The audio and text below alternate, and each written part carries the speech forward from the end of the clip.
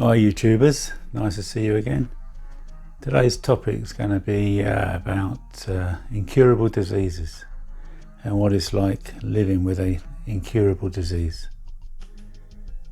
In March of last year, 2019, I was diagnosed with Parkinson's disease.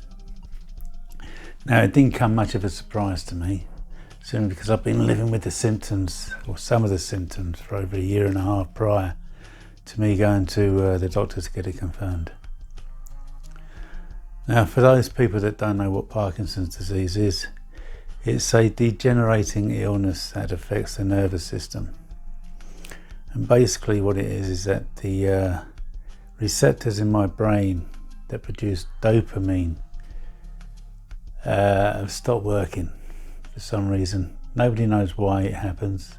Nobody knows why certain people gets them to share the illness and other people don't. It's not hereditary. It's non-discriminatory. It doesn't care who you are, what lifestyle you live. If it's your turn, it's your turn. You're going to get it.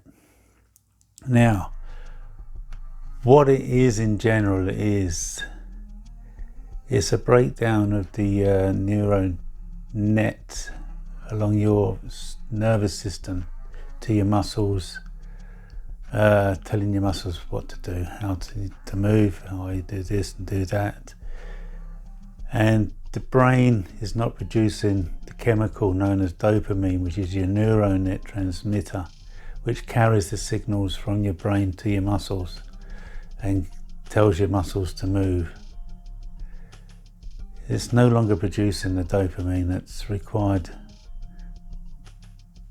for those bodily functions that we take for granted every day. Movement, breathing, even your heart beating, because your heart is a muscle and it affects your muscles. Now basically what it is that because of the dopamine's not being produced, the messages are not getting to some of the parts of the body that require it, and it causes slowness in movement, and it normally affects the prominent side of your body. So if you're left-handed, it affects the left-hand side of your body. If you're right-handed, it affects the right-hand side of your body. It stops you from basically living a normal life without medication. Now, the medication doesn't cure Parkinson's, it just masks the symptoms. And the majority of the symptoms are to do with walking, movement, balance. Balance is a big part. 1 minute you're standing still, the next minute you're travelling across a room because your balance is gone, and you don't stop travelling until you hit something solid like a wall to brace yourself, to stop yourself from moving. Or you could be walking upstairs and your leg that's affected moves slower than the leg that isn't affected, and you end up going, for a better word, arse over tit into the pavement. And that was one of the reasons why I decided to actually get tested for Parkinson's, because of the amount of times I kept falling over. Now, the sad part about Parkinson's is that it's a long process before you come to the end of this disease. You don't die from Parkinson's. I could go for another 20, 30 years. But the quality of life that I'll have at the end of that 20, 30 years would be no quality of life, basically.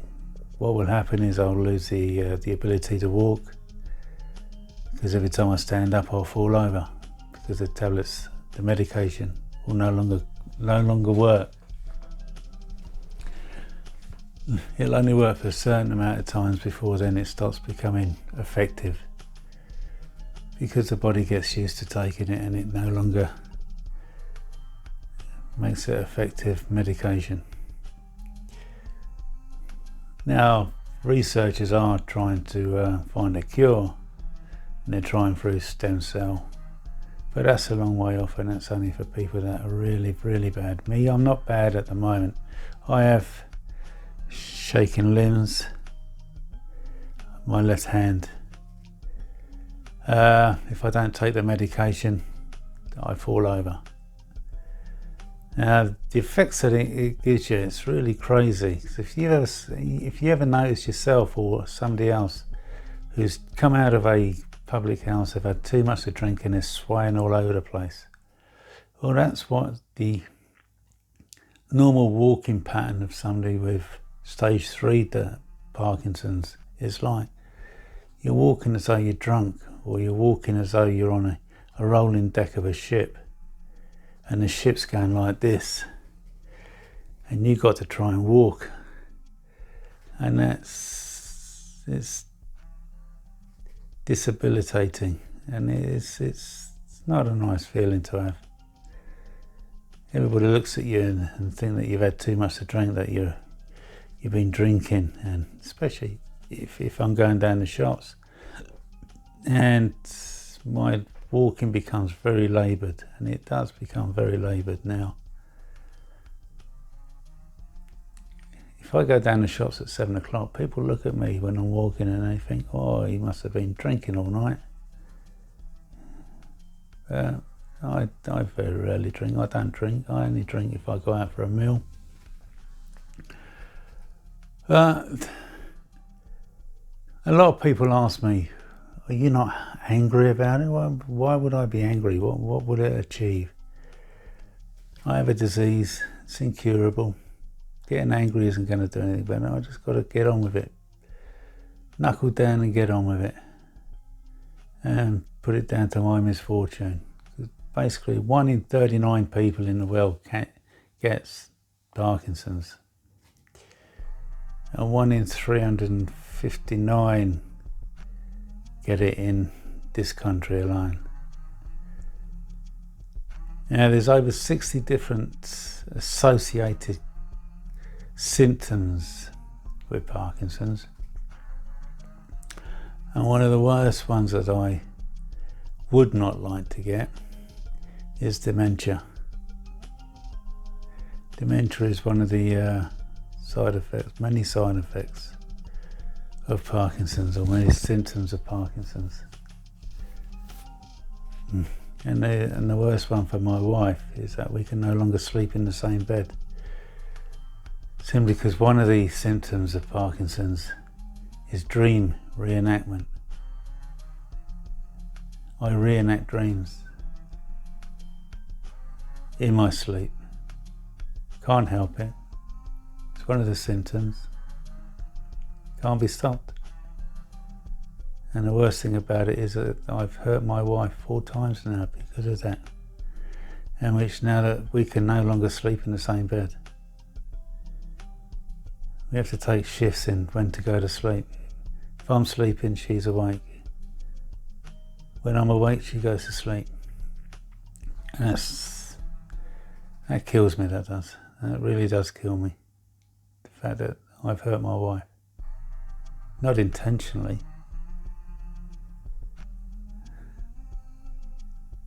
And I hate it. I hate that part of it.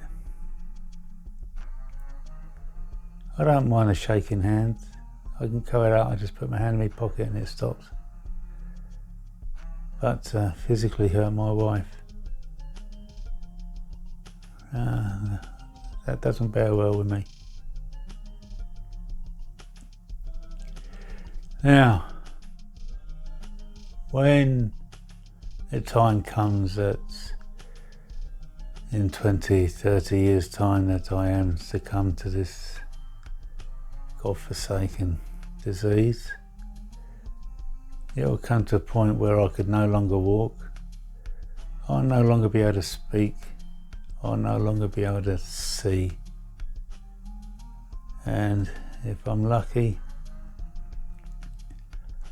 it will stop my heart before I become a burden to anybody else,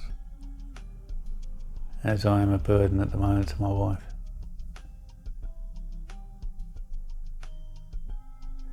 There are organisations out there. There's the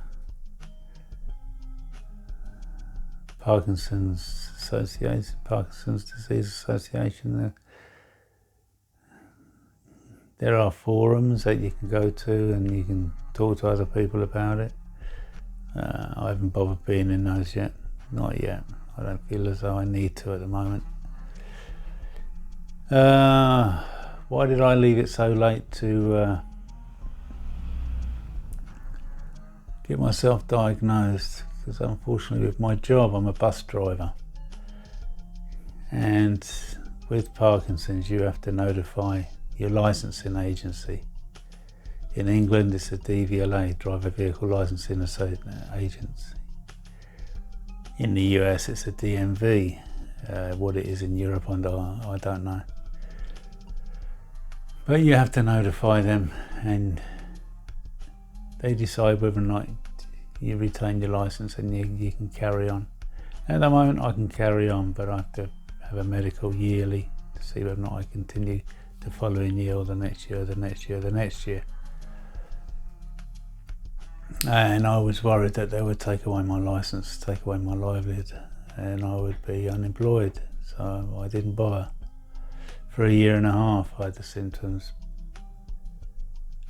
And like I said, I kept falling over. And I had to get myself some medication because the falls were becoming more and more serious and harmful to my health. So I went to the doctors, told them I think I have Parkinson's, I need to be tested.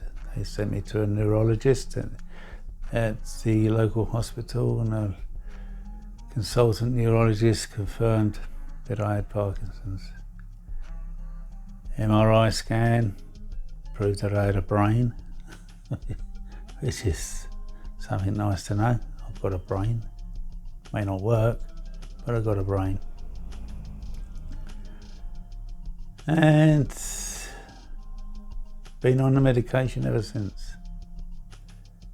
And eventually that medication that I'm taking is going to become non-effective, so then I'll move up to the next strength medication, and then the next strength medication, and then the next strength medication. And I'm hoping by then that they've sorted out the stem cell research. If not, then I'm subject purely to the disease because there's no medication left that I can take. No medication, there's no mask in the conditions. My condition will just get worse and worse and worse, and it's going to be noticeable, and there's nothing I can do to prevent it. And that basically is what it's like living with a disease that nobody knows how to cure. But I'm ever hopeful that they'll find a cure. They're working on it. I mean, 20, 30 years ago, they didn't know how to treat some cancers. Now they can pretty much cure cancers more than they lose cancer victims.